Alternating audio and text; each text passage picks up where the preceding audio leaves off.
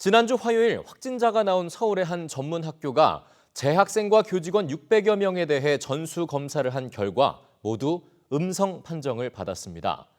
확진자가 나흘이나 수업을 들었지만 마스크 쓰기와 소독, 거리 두기 같은 기본적인 방역 수칙을 잘 지켜 추가 확진을 막을 수 있었습니다. 송성환 기자의 보도입니다.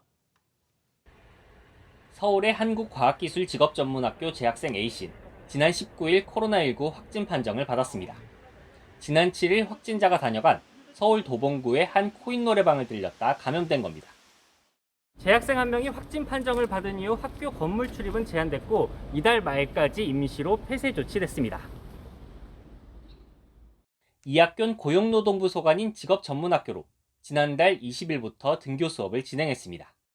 A씨가 코인 노래방을 다녀간 지난 7일 이후 학교에서 수업을 들은 건 총 나흘입니다.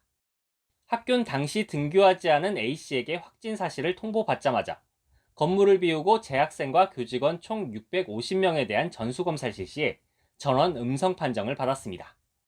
나흘간 수업을 들었던 A씨를 비롯해 같은 교실에 있었던 학생과 교수 모두 학교에 있는 내내 마스크를 쓰고 있던 걸로 조사됐습니다.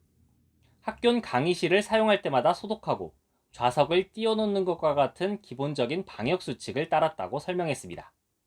학생들한테는 마스크를 완전히 착용을 하고 또 수업 중에도 건물 안에서는 반드시 착용하는 것을 원칙으로 불편한 가운데도 이제 우리 학생들이 그 방역 수칙을 한 달간은 철저하게 지켜주지 않았나.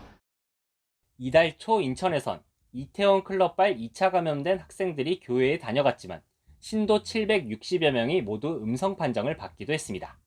당시 방역당국은 교회들이 철저하게 생활방역 수칙을 지킨 덕에 추가 확산을 막을 수 있었다고 평가했습니다. 초중고등학교가 순차적으로 문을 여는 지금 마스크 쓰기와 거리 두기 같은 기본적인 방역 수칙을 지키는 게 중요한 이유입니다. EBS 뉴스 송성환입니다.